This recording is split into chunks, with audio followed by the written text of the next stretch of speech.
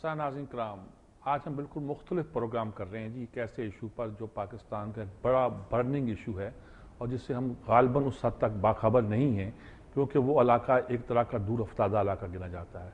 गिलगित और बल्तिस्तान में जो कुछ हो रहा है इन दिनों में, कई दिनों से कर्फ्यू चल रहा है गिलगित में, आखिर क्या सूरत हाल है, क्या हंगामा है, क्या फसाद है, क्या नक्शा है वहाँ का, ये जानना बहुत ज़रूरी है। और इसके लिए हमने कोई माहिरीन को नहीं तलब किया यहाँ जो बैठ कर घर बैठ कर तज्जिया करते हैं, बल्कि हम उन लोगों को ज़हमत दी है जो वहाँ रहते हैं और लाहौर की मुख्तलिफ यूनिवर्सिटियों में पढ़ते हैं, तालिब इल्म हैं और उस इलाके की सूरत हाल से ज़्यादा अच्छी तरह वाकिफ़ भी हैं और उसका तजिया भी कर सकते हैं और उसको समझ भी सकते हैं। हमने उनके ज़रिए कोशिश की है, नौजवानों के ज़रिए से और वहाँ रहने वालों के ज़रिए से, कि समझा जाए मसला है क्या। गिलगित तो बल्तिस्तान बड़ा दावा था कि हमने इसको सूबा बना दिया है, ये इलाका क्या है, इस इलाके की हैसियत क्या है, अहमियत क्या है और यहाँ क्यों ये सारे वाक़यात जो है इन दिनों हो रहे हैं, होते हैं।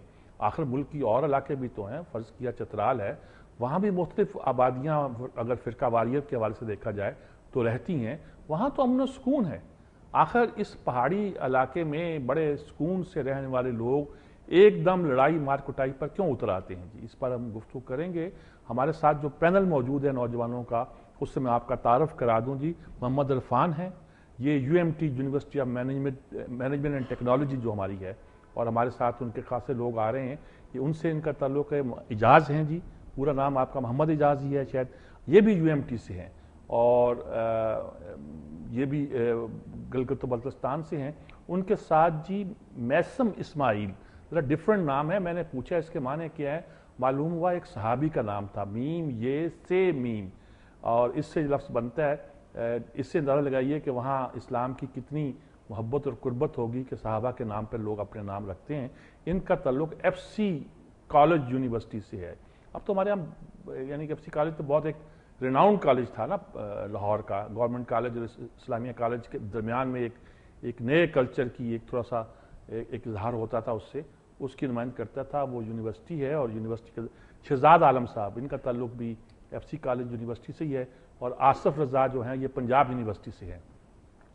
पंजाब यूनिवर्सिटी तो हमारी बहुत बड़ी यूनिवर्सिटी है और सचमुच एक ही यूनिवर्सिटी थी, आलमा मेटर जिसे कहते हैं, मादरे इल्मी एक लिहाज से, और उनसे ताल्लुक़ है इनका जी। और शेर ज़मान ख़ान, ये भी FC कॉलेज यूनिवर्सिटी से ताल्लुक़ है इनका जी।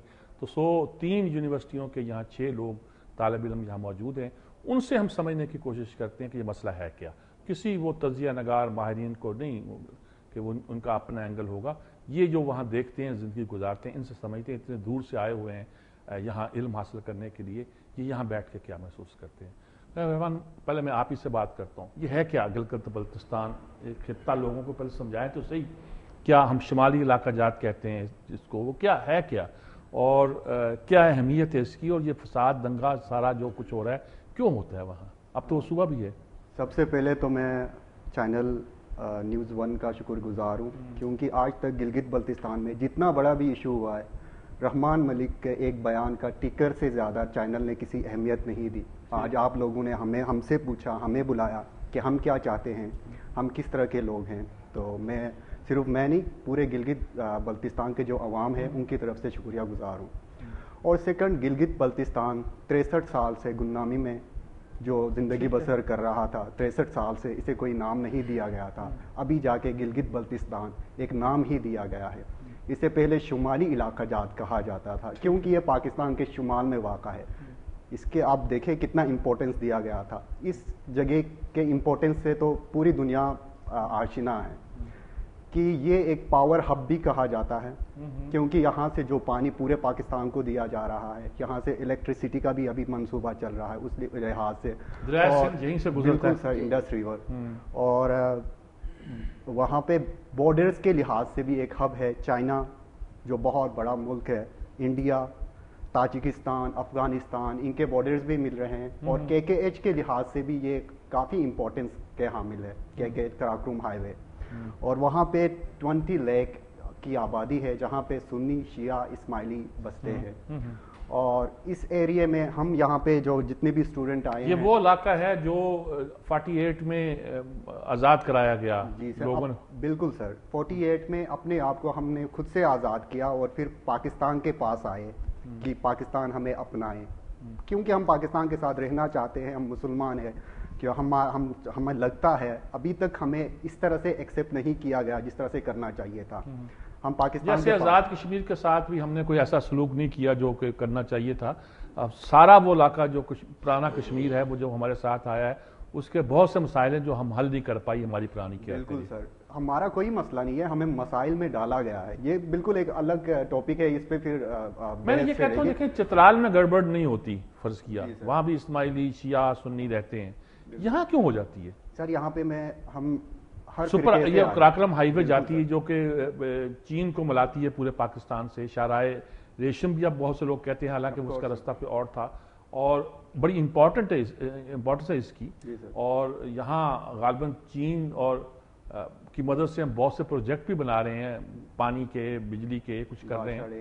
ہاں تو کیا پھر کیا ہے کیا سر؟ ہم بادشاہ ڈیم کا بھی اصل حصہ تو اسی میں آنا نا جی. جی سر. اور صرف اس کا جو منبع ہوگا وہ شاید خیبر پختونخوا میں ہوگا, وہ بھی تقریباً باؤنڈری پہ ہے. جتنا ایریا پانی نے گھیرنا ہے وہ سارا گلگت بلتستان کا ایریا ہے سر. تو ہم یہاں پہ ہر فرقے سے آئے ہوئے ہیں, سنی, اہل تشیع, سنی برادری اور اسماعیلی, جہاں وہاں کے بڑے فرقے ہیں. کیا ہم لڑنا چاہتے ہیں؟ ہم یہاں پہ تو بالکل اس طرح سے رہ رہے ہیں جیسے کوئی ہمارا بلڈ ریلیشن ہو. ہم لڑنا نہیں چاہتے, نہ ہمارے علماء. کون لڑا رہا ہے آپ کو؟ یہی بات چلے گی سر, آگے پتہ چلے گا کون لڑا رہا ہے. ہم لڑنا نہیں چاہتے. ہم دیکھیں یہاں پہ بیٹھے ہوئے ہم امن کا پیغام دے رہے ہیں. ہمارے علماء کرام جہاں وہاں جو بیٹھے ہوئے وہ بھی یہی کہہ رہے ہیں, ہم لڑنا نہیں چاہتے. ہم لڑنے والے لوگ نہیں ہیں, ہمیں لڑایا جا رہا ہے. ایکسٹرنل ہاتھ ہے, ایکسٹرنل پاور ہے جو ہمیں یوز کر رہا ہے ایز اے ٹول. کیوں یوز کر رہا ہے؟ اس جگہ کی امپورٹنس میں نے پہلے بھی کہا, KKH کو ریکنسٹرکٹ کیا جا رہا ہے, جس سے چائنا کے ساتھ ہمارے تعلقات اور زیادہ مضبوط ہوں گے. اس KKH پہ لوگوں کو قتل شہید کیا جا رہا ہے. اس KKH کو بننے نہیں دیا جا رہا. کیوں بننے نہیں دیا جا رہا؟ کیونکہ ہم چائنا کے کلوز چلے جائیں گے. اس میں کس کا شاہ کراکرم جو ہے اس کو ایکسٹینڈ کیا جا رہا ہے, شاید ڈبل وے کیا جا رہا ہے, اور آل ویدر ہو جائے گی اگر تعمیر ہو گئی تو. بالکل سر. کچھ نئی سرنگیں بھی بن رہی ہیں جس پہ کافی کام ہو رہا ہے. مغرب کا پریس چیف بھی رہا ہے کہ شاید وہاں چینی بیٹھے کوئی چھاونیاں بنا رہے ہیں. ایسی تو کوئی بات نہیں. ایسی کوئی بات نہیں. کام آف کورس پہلے بھی انہوں نے کیا تھا سر KKH بناتے وقت. ابھی بھی پاکستان اور چائنا مل کے یہ پروجیکٹ کر رہے ہیں, کیونکہ یہ بزنس چائنا کو زیادہ فائدہ ہے اس میں. وہ اپنا جو جتنے بھی چیزیں ہیں وہ پورے دنیا میں وہ لوگ لے جا سکتے ہیں. زمینی راستہ سب سے ایزلی ان کے لیے یہی بنتا ہے سر. اور یہ باہر کے ہاتھ ہے جو یہ کام کرنے نہیں دے. اور یہ دیکھیں سر, جب بھی گلگت بلتستان کا ایشو سٹارٹ ہوا ہے اسی مہینے میں ہوتا ہے سر. اس مہینے میں کیوں؟ جی سر, یہاں سے کام شروع ہونا ہوتا ہے. یہاں سے ہم ٹوٹلی ڈیپینڈ کرتے ہیں ٹوریزم پہ سر, اور ٹوریزم کا سٹارٹ اسی مہینے سے ہوتا ہے سر. کیونکہ جاپنیز جتنے بھی ہیں مانسون سیزن میں زیادہ گلگت بلتستان میں آتے ہیں سر. تو باہر کے لوگ چاہتے ہیں کہ ہمارے ہاں ٹورسٹ نہ آئے, ہم خوش نہ ہوں, اور ہم پاکستان کے خلاف بغاوت کرنا سٹارٹ کریں, جو کہ ہم کرنا نہیں چاہتے. یہی ایکچولی باہر کے پاور ہمیں یوز کر رہا ہے سر, اس لیے ہمیں آگے بڑھنے نہیں دیا جا رہا. میں پھر آپ کو بتاتا, آپ کیا کہتے ہیں یہ کون یوز کر رہا ہے آپ کو ہمیں, اور وہاں کیا مسئلہ ہے؟ ویسے تو آبادیاں شیعہ سنی وغیرہ سب اسماعیلی آرام سے رہتے ہیں. چترال کا جیسے میں نے یہاں خاص طور پر سوائے اس کے کہ یہ انہوں نے مثال دی کہ KKH ہے, شاہراہ کراکرم ہے, اور چین کے ساتھ روابط کی وجہ سے وہ ایک سڑک بن رہی ہے. کون لگتا ہے آپ کو یہ گڑبڑ کراتا ہے؟ سر فرسٹ آف آل تو جو گلگت بلتستان کا علاقہ ہے یہ ہر لحاظ سے اسٹریٹجیکل پوائنٹ آف ویو سے, اچھا آپ بزنس ٹریڈ کے حوالے سے, اور پھر آپ کا جو ہے وہ آتے ہیں وزٹرز آتے ہیں, ٹورسٹ آتے ہیں, اس حوالے سے ہر لحاظ سے ایک سمجھیں کہ آپ کا بہت اہم خطہ ہے. ٹھیک ہے. تو اور سر وہ ڈفرینٹ جو ریجن سے, اب تو یہاں یونیورسٹی بن گئی ہے, اور سر اس کے کراکرم یونیورسٹی بن گئی ہے. اس کے علاوہ یہ جو ہے اس کی باؤنڈری جو اس کے بارڈرز ملتے ہیں افغانستان کے ساتھ, انڈیا کے ساتھ, چائنا کے ساتھ, تاجکستان کے ساتھ, اس پوائنٹ آف ویو سے بھی دیکھا جائے کہ ڈیفینسو پوائنٹ آف ویو سے ایک بہت بڑا پلس پوائنٹ ہے کہ یہاں پہ بیٹھ کے بہت ساری چیزوں کو ہم کنٹرول کر سکتے ہیں. ٹھیک ہے. اور سیکنڈ چیز سر کہ ارلی 70s میں جب ہم نے شمولیت اختیار کی 48 کے بعد, یہ تحریک شروع ہو گئی کہ ہمیں پروونس سیٹ اپ دیا جائے. پھر ارلی 80s میں آئے تو یہ بڑھتا گیا تحریک کا سلسلہ. پھر ارلی 90s میں آئے تو اور بڑھتا گیا. تو ایجنسیز ہوں پتہ نہیں کون سے فیکٹرز تھے جو انوالو تھے. تو they want to busy us because they don't want to give us a provincial set up. ٹھیک ہے, maybe the outside the country سے سیکورٹی ریزن ہوتی ہیں اور سیکورٹی تھنکنگ اپنی طرح کی ہوتی ہے. Maybe the outside country سے فیکٹرز انوالو ہوں. پر ایک بات میں کہنا چاہتا ہوں سر آپ کے چینل کے توسط سے کہ جب تک ہمارے اندر کے فیکٹرز انوالو نہ ہوں تو باہر کے لوگ پارٹیسپیٹ نہیں کر سکتے. اندر کون ہے وہ لوگ؟ سر علماء کرام ہیں یا کوئی government know very well. War lords ہیں. Government know very well about those people. اچھا, گورنمنٹ کو پتہ ہے کہ کون لوگ گورنمنٹ. یس سر. اور سر سیکنڈ چیز یہ ہے کہ میں ایک چیز آپ سے کہنا چاہتا ہوں کہ گلگت بلتستان میں کرفیو لگایا جاتا ہے. سر اس سے پہلے they have imposed the curfew 6 times in Gilgit Baltistan. But I am saying that the curfew is not the solution. ٹھیک ہے, بے گناہ لوگوں کو پکڑ کے جیلوں پہ بھیجا جاتا ہے. It's not the solution. سر میں آپ کو ایک چھوٹی سی اسٹوری سناتا ہوں. ایک میرے جاننے والے تھے, he was a medical student. جب یہ فسادات پیک پہ, سر یہ اصل میں 79 کے بعد شروع ہوا ہے سلسلہ. اب یہ لمبی اسٹوری ہے. ایکچولی جب دوبارہ بیچ میں گیپ آیا 10-15 سال کا, پھر یہ پیک پہ شروع ہو گیا 2003 کے بعد. اچھا, 2003 کے بعد یہ بہت زیادہ پیک پہ شروع ہو گیا. اس وقت بھی کچھ بے گناہ لوگوں کو سر پکڑا گیا, جیلوں میں بھیجے گئے, اور جو ہم جیسے عام اسٹوڈنٹ تھے ان کو بھیجا گیا, اور 1-1.5 سال رہنے کے بعد وہ ذہنی طور پہ مفلوج ہو گئے. تو they are seeing that we are not, career تباہ ہو گیا. سر وہ فرسٹریشن کا شکار ہو گئے. باہر نکل کے وہ یہی باتیں کر رہے, this is not our career what they are doing with us. تو یہ تو گورنمنٹ ہمارے ساتھ یہ کر رہی ہے کہ بے گناہ لوگوں کو پکڑ کے اندر. تو وہاں کی حکومت ہے, وہ آپ کے وزیر اعلیٰ بھی بولتے رہتے ہیں, گورنر کے بیانات بھی آتے رہتے ہیں. پھر مسئلہ کیا, آپ کچھ اس میں بتائیں, کیا کیسے یہ حل کیا ہے پھر اس کا؟ کوئی مسئلہ کچھ نظر آتا ہے آپ کو؟